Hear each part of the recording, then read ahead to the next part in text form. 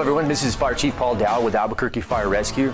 This podcast is designed to bring you helpful training and best practices and some additional resources that you can access from anywhere. So thank you for joining us and enjoy today's episode.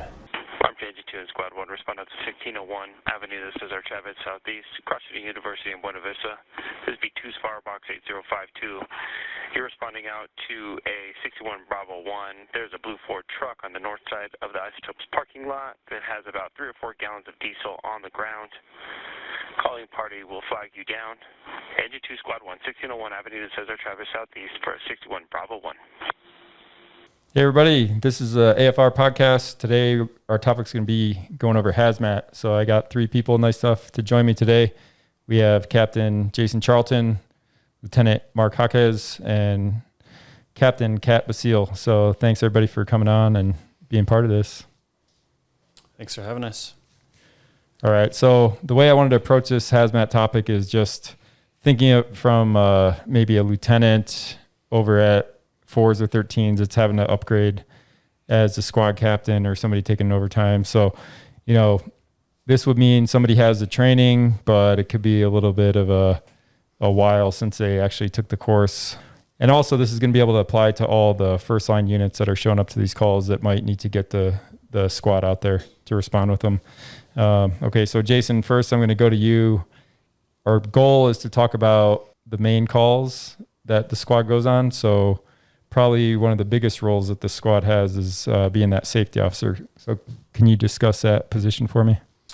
Yeah, absolutely. Like you said, about 99% of the time, whoever's the incident commander is going to assign the squad to safety right away as soon as you get on scene. And the first thing I'm going to do if it's a structure fire is do a 360. And I'll try to turn off the utilities while I'm doing the 360 if I can. I have something to shut the gas down at the meter. And then if I can from the exterior, I'll shut off the electricity as well. And on the way to a call, if it's a confirmed structure fire, I will get the RKI monitor up. So that has 6 gases that it tests for. And I have that on my hip as I'm doing the 360. And one thing I've noticed are very high levels of hydrogen cyanide outside the structure as I'm doing the 360. I mean, the monitor's usually screaming by the time I'm done with the 360 for hydrogen cyanide. And I'm regularly getting readings that are about 3 times the short-term exposure level, the permissible exposure level for working. So, all right. So what should be the takeaway from that? Takeaway from that is there's disgusting air to breathe outside of a structure fire, and we should be very careful. I know it's been mentioned before, drivers right in front of the house pumping inhale a lot of smoke, and there's the possibility that, I mean, I've seen drivers go use their SCBA when they're at the pump panel before, and that's something to consider, especially if it's really smoky. So. Yeah. And even if you're just outside, maybe if it's a defensive fire, but you know, at a certain point that smoke just becomes too much. So I would just say anytime you see there's smoke, you know there's bad stuff in the air. And our monitors are only detecting a few things. So what is that 6 gas actually going to be detecting? It's the first thing is oxygen, and then carbon monoxide, which we don't usually get a lot of early on in a structure fire. Hydrogen sulfide, which is sewer gas, and then methane, which is what it uses to conduct or detect combustible gas, hydrogen cyanide, and then either chlorine or ammonia, depending on the monitor. So I just wanted to mention to crews that the monitors that we have on the squads do only test for a specific number of gases, but the fires that we have release a lot more toxic gases. And most of these are from incomplete combustion. So it's a good thing to remember for our crews that all of us have a carbon monoxide detector, which shows that main product of incomplete combustion. And if we do have large amounts of incomplete combustion or carbon monoxide, we can always assume that we have those other toxic byproducts, such as formaldehyde. We have our hydrogen cyanide. We have a lot of nitric oxides as well. So our crews can use that without the squad being present. Okay. Yeah, good to remember. And Jason, what are some other maybe hazards you've run across as you're doing a 360 or some dangerous situations that come up on fires that the safety officer is responsible for calling out? I've had a couple dogs that weren't too happy that I was in the backyard. Dogs that were probably scared because they just ran out of a building that was on fire. So that's been interesting. I've heard about people falling into swimming pools before. Never experienced that, but I'm definitely on the lookout, especially at night, for things I could trip over or, things I'm not seeing as I'm looking at the building that's on fire going around the house. And I'm also looking for a basement too, something that I think they should determine before I get there, but it's something that I've found before where there are rooms below grade that haven't been reported yet. Got it. Okay. All right. So moving along, we're going through some of the most common calls. Let's get into a gas leak. Is probably seems like one of the most frequent calls the squad goes on, other than the 32s nowadays. Yeah, exactly. The 32s. No, we go to gas leaks. They're either going to be indoor or outdoor. And if it's an outdoor gas leak, it's usually just going to be a pumper and then a squad that's dispatched. We get canceled more often than not before we get there. But if we do arrive on scene and the pumper's there, we want them to have a charge hose line in place. And then I'm going to use the combustible gas indicator to see if there is natural gas in the air. Depending on how bad it is, if there are houses around or buildings around, we may check the interior of those buildings to see if it's spread at all there. But for the most part, an outside gas leak's pretty straightforward. Okay, so what's the actual process like? So you're on the squad, you got the combustible gas indicator, you're trying to decide where is it safe. So just walk me through that process. So pretty much I'm going to walk toward the leak or the reported leak until it starts reporting natural gas. And then I'll walk around it to get a perimeter, basically, if that's possible. So wherever it's beeping is going to be your perimeter? Pretty much where I'm not going to want to be or want any of our crews to be. So start there and evacuate that area before you come up with a game plan? Exactly. And then, Kat, you were mentioning crews having a carbon dioxide extinguisher. I don't know if you could explain the way that's going to work for these gas leaks. That's correct. Most of our guys, per our SOGs, are required to get that charged line out to protect any crews that happen to be going in to fix that leak. But there are a number of different extinguishers that we do carry on our engines that work just as well. And we do need to follow our SOGs and get that charged line out. But pulling out a CO extinguisher or a dry chem extinguisher, those two work very, very well for these types of fires, especially the CO extinguisher because it is heavier than air. It's going to go into that hole and it'll stop the fire, cut off the oxygen, allow those crews working in there to get out. But it doesn't fill up the hole with mud like water would, so crews can quickly get back in there and hopefully stop that leak. Yeah, that's a good point. I didn't think about before you brought it up about not getting that site all wet and muddy. Okay, let's move on to carbon monoxide alarms going off. I'm sure a lot of people would just call off. They're not sure why it's beeping, but something's beeping at them. So again, Jason, having the most squad time here, how do you deal with that situation of a carbon monoxide alarm in a house? And like you said, we'll get dispatched and we'll go through the entire house basically if there's a carbon monoxide detector going off. Even if we get there and it seems like it's just a low battery indicator going off, I'll go through the entire house and see if we get anything. All of our trucks should have CO detectors as well. So usually if we don't arrive first, whichever truck does is going to have a monitor, and they usually have gone through the house first. Okay. To see if they get anything. And then, Kat, where do we need to hold that monitor? What are the properties of carbon monoxide we need to know so we know if we're using the monitor right? Carbon monoxide is a gas that's going to have a vapor density that's very close to what oxygen or the air is. So it will readily mix evenly with the air. Any crew that goes in does need to check at all levels in a room, so up high towards the ceiling, as well as in the middle, and then down at the floor. Especially if you have any closets or cabinets, you also want to remember to check in there because that gas may have gotten trapped in those specific areas, so get that monitor in there. Okay, so if it's a high reading and there is CO present, where do we go from there? Well, if we get any indication of CO at all, we're going to get everyone out, and we should have everyone out already. I mean, when we get there, that's something that dispatch will tell them. Get everyone out if you think there's a carbon monoxide leak. We need to call out the gas company and have them see if they can figure out where the leak is. But the main thing is to get everyone out. 35 parts per million. Anything below that, in theory, we can operate without going on air for a short period of time. But, I mean, I've had readings that are many times higher than that before at certain structures, and so we need to be on air breathing from our SCBA if we're going through the building and has high levels of CO.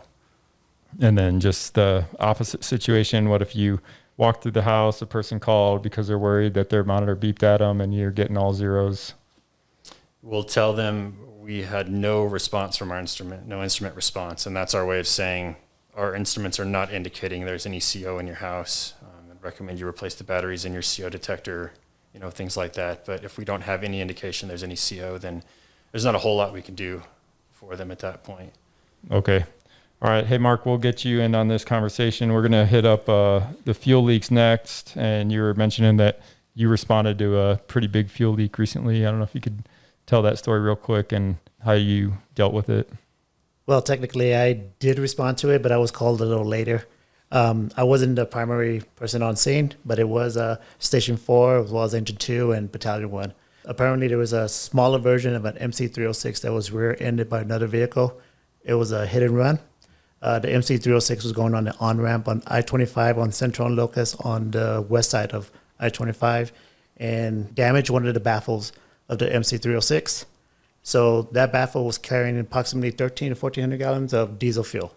And it leaked all the way straight down from the ramp to the sewer drains on one side of the road and the sewer drain on the Central and Locust. By the time that what I heard, Engine 2 was on scene, the New Mexico DOT was already there putting some dirt on the ramp they could absorb most of the fuel. And Station 4 personnel were already diverting and containing most of the fuel that they were able to contain, not to go into the sewer drains. Squad 1 was able to use a lot of their microblaze to go ahead and microblaze diesel fuel. But approximately 1,200 gallons maybe went down into sewer drains, and once we called the water treatment plant, they closed down their pumps, and the majority of it just went down to the river. And all right, Jason, can you talk about just a smaller scale response? Maybe just you can go something super small like 29 Bravo, or something that a crew might actually call the squad out for, maybe a little bit bigger than your normal, dumping kitty litter on it for a fuel leak. Sure, that was what Mark just talked about was unusual. Normally we get called out. People say there's hundreds of gallons on the ground and it's, 5 gallons. This was legitimate, 1,300 gallons spilling out, which is not that normal. But if you have a semi gets into an accident, they have saddle tanks on the side of this semi. They can hold anywhere from 50 to 100 gallons each. So it's possible you could be dealing with a 50 or 100 gallon spill. At that point, it's appropriate to call out the squad. We have a bunch of kitty litter on there. We can use that to absorb it, and then we can put the microblaze on to deal with the diesel or the gasoline at that point. Okay, are you ever able to plug that leak? We are, definitely. With the saddle tanks, it depends on where the leak is. Obviously, if it's at the very bottom, it's harder. But we have something called plug and dike we can use to stop that leak, and that's what we usually try to do, is to get that leak stopped so that they can tow the unit somewhere and get it fixed.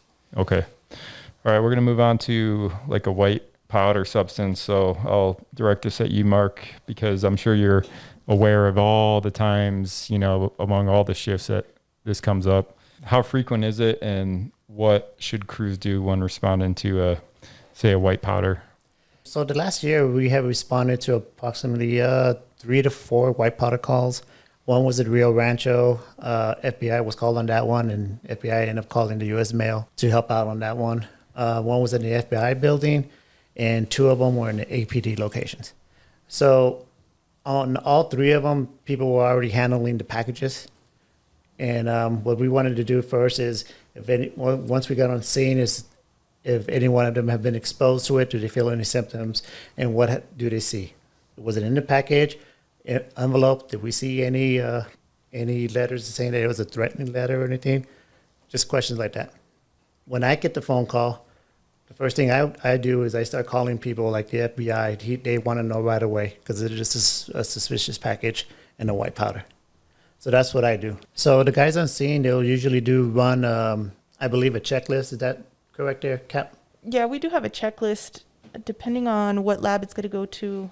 The one for New Mexico labs, they do have a very specific checklist that we use to make sure that we account for any radiation, biologicals, acids, bases, and that checklist can be very helpful so that if you do forget something, you can refer to that checklist to make sure that you've got everything covered.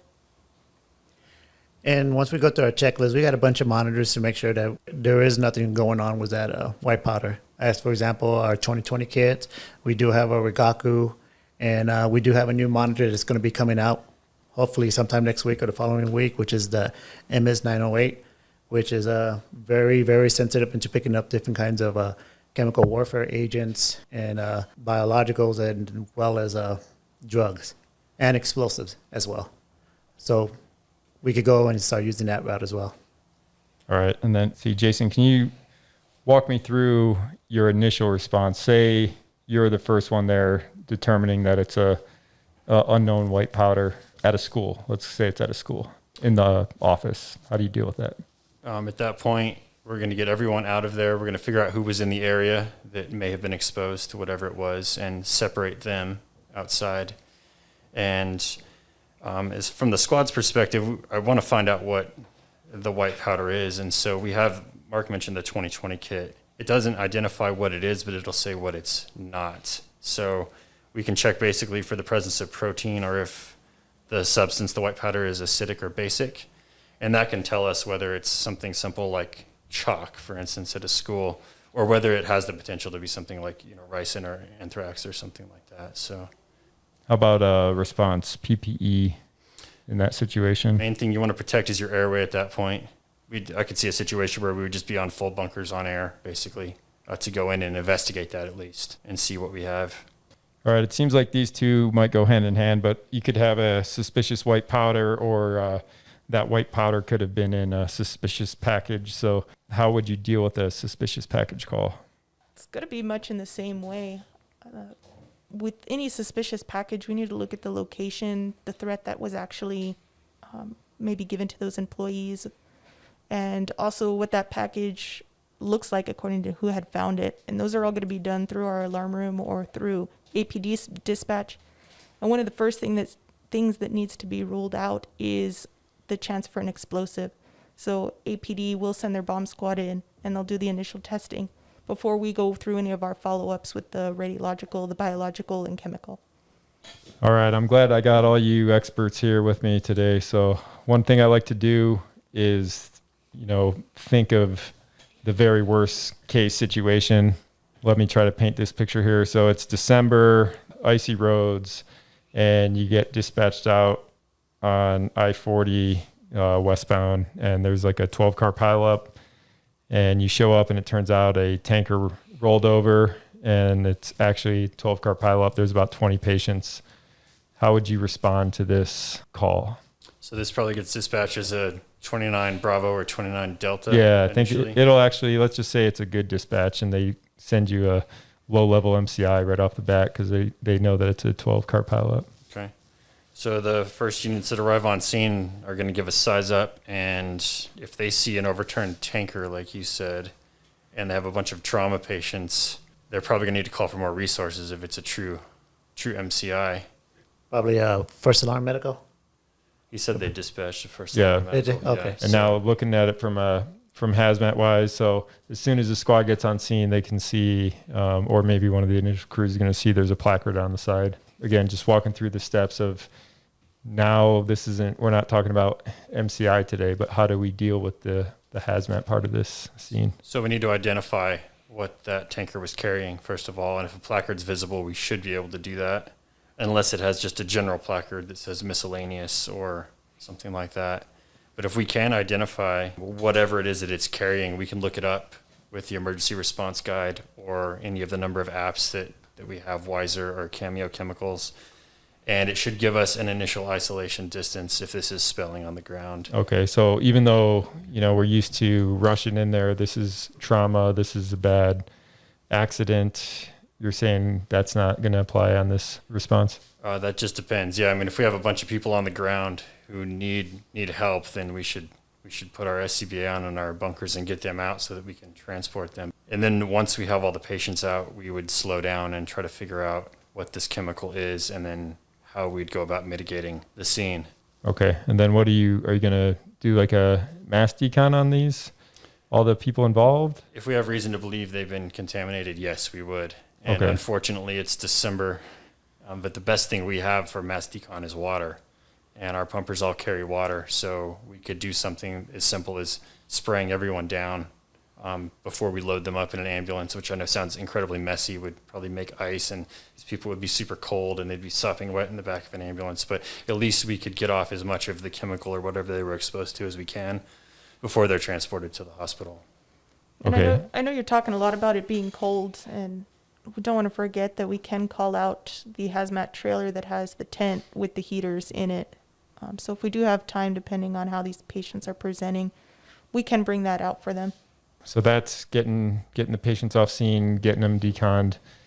And then what about dealing with the actual hazmat incident? Where do you go from there? You said hopefully you can identify a placard number and then look up the response guidelines. Exactly. If it's anything significant, we're probably going to have to shut down the interstate, both eastbound and westbound at that point, which creates, anytime you're messing with interstate commerce, it's a big deal. So we would need the police to help us do that. And then as with hazmat, we would slow things down once all the patients were out, and it would probably be a long process figuring out what we have and then how we're going to mitigate that. Figuring out everything we have on the truck, which if there's a placard and it's one thing on the truck, that's great. But if it's mixed cargo, we would need to get basically the shipping papers to figure out exactly what's on there and go from there. And this is going to be a long night, long, cold night. Okay. So maybe with the patients, because in the hazmat training, we learned it's going to be slow. It's going to take a while. But now if we throw patients in there, we've got to still take care of them and do some kind of a gross emergency decon on them. Exactly. Yeah. Like I said, water's probably the best thing to use generally for that. Our pumpers have it. They have a lot of it, and we can spray people down. But Mark, maybe you could talk a little bit about what you could bring out with the hazmat trailer and the decon capabilities. Okay, so the best thing that we can actually do is what Captain Charlton was saying is we can use the mass quantities of water that the pumpers do pull out, put 2 pumpers on the side, maybe a ladder on the top, and just discharging a whole bunch of water. What we have in my trailer is we do have the big tents, and we could individually tell people to go females on one side, males on the other side, and they could actually start disrobing, which will be the best thing for them to do, since if they have any chemical on them or anything like that, to get rid of about 95% of if they've been exposed to any chemical. And then they could just go into the tent, rinse themselves off with the little shower heads that we have, and then proceed on to the ambulances and be transported out. But we do have one big shower tent that does give us the benefit to put those 2 people, to put the people on different sides, and we could run them in like quickness through each one. All right. Well, thank you all for coming on. We tried to run through the gamut of, most common calls the squad's going to go on. And then at the end, I tried to throw you a worst case scenario just to get everybody thinking about how you would respond to that. Before we go, do any of you have any closing thoughts? One thing that I encounter on a somewhat regular basis is when we respond to, I don't know, let's say an oil drum or something that's been dumped on someone's property, is they want us to take possession of that, to get rid of it, to take it. And we don't do that. As soon as we take possession of something, it becomes our problem. And that's not what we do. There's a company, Advanced Chemical Transport, that will come out and mitigate that for people. But we're not going to be taking possession of anything. I can imagine somebody might just drop something right at the door of the fire station, though. Would that change it? It's happened before, yeah, right at Station 4. It ended up being a big mess. But, yeah, I mean, I guess that's ours at that point. Unfortunately, it's on city property. So, yeah, we're still going to be calling Advanced Chemical Transport probably to take it away. It's just we'd be responsible for the bill at that point, as unfortunate as that is. Mm. And we don't clean up. Okay. We always mitigate the situation, but we don't clean up, especially in private property. We don't mess with anything. If there's something that is leaking bad that's going to damage or hurt anybody in the city or personnel, people, we just don't clean up. We just mitigate the situation, and that's it. And like Captain was saying, for overpacking and the rest of the cleanup, that will be ACT. All right. Okay. Well, that'll wrap it up for the Hazmat podcast. Thanks, everybody, for listening. Talk to you on the next episode.